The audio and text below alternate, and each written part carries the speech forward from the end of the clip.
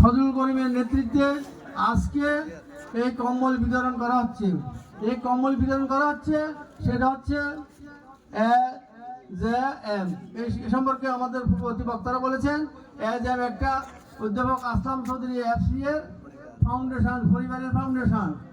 তো আজকে এই কম্বল বিতরণ অনুষ্ঠানে সম্মানিত সভাপতি, বিশেষ অতিথি এবং অন্যান্য নেতৃবৃন্দ, মঞ্চের সামনে উপস্থিত আমার মা বোনেরা এবং বয়োবৃদ্ধ এবং সবাইকে আমি আমার পক্ষ থেকে এবং বাংলাদেশ জাতীয়তাবাদী দল বিএনপির পক্ষ থেকে এবং অধ্যাপক লায়ন আসলাম চৌধুরীর পক্ষ থেকে আন্তরিক শুভেচ্ছা অভিনন্দন জানাচ্ছি। আপনারা বক্তারা বলেছেন যে ফজলুল করিমে বহিষ্কৃত নেতা, ওনার বহিষ্কৃত উদ্ধ করার জন্য। আমি বলতে চাই ফজলুল করিম বহিষ্কৃত নেতা নয়। বলে কেন?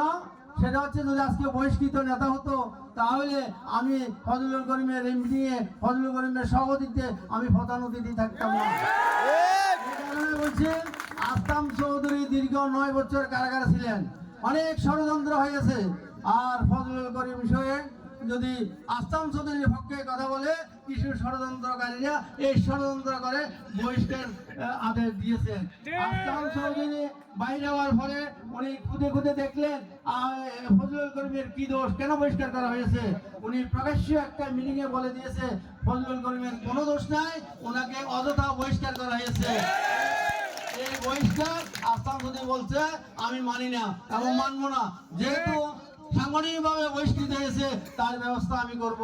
সেই হিসাবে আমাকে যারা বলছেন ওনার আসলাম সাহেবের কাছে এই কথাগুলো বলার জন্য আমি বলবো শুধু এই কথাটাই, যত দ্রুত সম্ভব সেটা বহিষ্কার আদেশ উদ্ধ করা হয়। কিন্তু বহিষ্কার আদেশ তো নাই, তারপরেও যেটা কাগজে কলম লেখা হয়ে গেছে সেটা দ্রুত উদ্ধ করার জন্য আমি অনুরোধ করবো। তো সাথে সাথে আমি বলতে চাই, আজকে আপনারা যারা কম্বল নিতে আসছেন ফাউন্ডেশনের পক্ষ থেকে, এটা আসলাম চৌধুরীর পারিবারিক ফাউন্ডেশন। আজকে দীর্ঘ 9 বছর আপনারা এই ফাউন্ডেশন থেকে কিছু পাওয়ার আশা করেছেন বা দেওয়ার আশা করেছিল আসলাম চৌধুরী, কিন্তু কারাগারে থাকার কারণে উনি দিতে পারে নাই।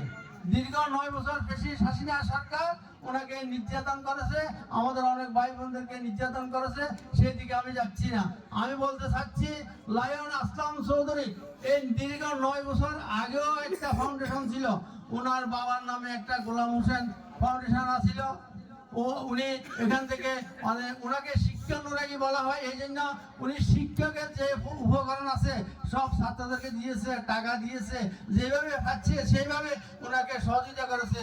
আর ওনাকে আমরা অধ্যাপক কেন বলি, উনি লেখাপড়া শেষ করার পরে উনি বিসিএস ক্যাডারে শিক্ষার উপরে বিসিএস পাস করেছেন। বিসিএস করার পরে নোয়াখালী কবিরহাট সরকারি কলেজে উনি অধ্যাপনা করেছেন, সেই জন্য আমরা অধ্যাপক বলি। আরেকটা বলি, আমরা কি লায়ন, ওনাকে লায়ন কেন বলা হয়? উনি লায়ন বলতে যারা সেবামূলক কাজ করে তাদেরকে লায়ন বলা হয়। উনি 315 বিফোর বাংলাদেশের মাননীয় গভর্নর ছিলেন, ওনার ওয়াইফও গভর্নর ছিলেন। তো ওই গভর্নরের যে শেষ পর্যায়ে যেটা আমরা লেখাপড়া করলে আমরা বুঝি যে মাস্টার্স পাস করলে এরপর আর কোনো লেখাপড়া না, সেটা উচ্চ সার্টিফিকেট। তেমনি করে উনি এফসিএ যেমন হয়েছেন, উচ্চশিক্ষা শিক্ষিত হয়েছেন, তেমনি সেবাতে উনি উচ্চশিক্ষা। ওই জন্য বিদেশে আমেরিকান একটা সংস্থা ওনাকে একটা পুরস্কার দিয়েছেন, একটা নামকরণ করেছেন, একটা সার্টিফিকেট দিয়েছেন, ওটার নাম হচ্ছে MJF। সেটা পুঙ্খানু আমি বলছি না। তারপরে বলা হচ্ছে যে উনি সমাজসেবক। আবার এই সমাজসেবক উনি আমি অনেক সমাজসেবা করেছে উনি, কিন্তু আমি সবগুলো বলি সময় নষ্ট করতে চাই না। আমি শুধু 2-1টা কথা বলতে চাই। এই সীতাকুণ্ডতে যে সমাজসেবা করেছে সেটার 2-1টা উদাহরণ দিতে চাই। আপনারা জানেন 2008 সালে এই সীতাকুণ্ড মিরেশ্বরে 2টা ইউনিয়ন, চট্টগ্রাম শহরের 2টা ইউনিয়ন চক্ষু ক্যাম্প করেছিল।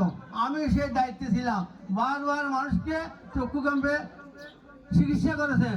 আপনারা জানেন যাদেরকে চোখে চিকিৎসা করা হয় সেখানে টাকা নেয়, আর যেখানকে পাত বসানো হয় যেটাকে এইটার জন্য অপারেশন করে এই জন্য টাকা নেয়। আমরা মনে করি যে বলতে আসলামটা বলে দিচ্ছি এখানে কোনো টাকা নেবে না, কিন্তু এইগুলো ওখানে হিসাব করে লক্ষ লক্ষ টাকা আপনাদের জন্য আসলামরা খরচ করেছে, সেখানে আমি চিনি। আমি বলতাম আজকে এতজন অপারেশন হয়েছে, একটা অপারেশনে 50,000 60,000 এভাবে হিসাব করা হতো। হিসাব করার পরে এই টাকাগুলো সব অধ্যাপক লাইন আসলাম চৌধুরী দিতেন। তো সেই হিসাবে আমি বলতে চাই, যদি আসলাম সাহেব যে হিসাবে মানুষকে সেবা করে দিয়ে যাচ্ছে, আপনাদেরকে আমাদেরকে সবাইকে, যদি দীর্ঘ 9 বছর যদি উনি জেলে না থাকে, যদি সীতাকুণ্ডে থাকতেন, তাহলে আপনারা কেউ এই সেবা থেকে বঞ্চিত হচ্ছেন না।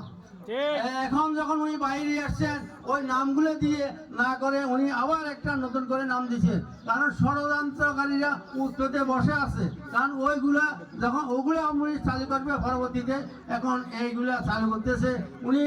ইনশাল্লাহ আমাদেরকে বলেছেন এই কম্বল দেওয়া বড় কথা না, উনি আরো কম্বল দেবে, এটা চলমান থাকবে, একটার পর একটারও আপনারা পাবেন ইনশাল্লাহ।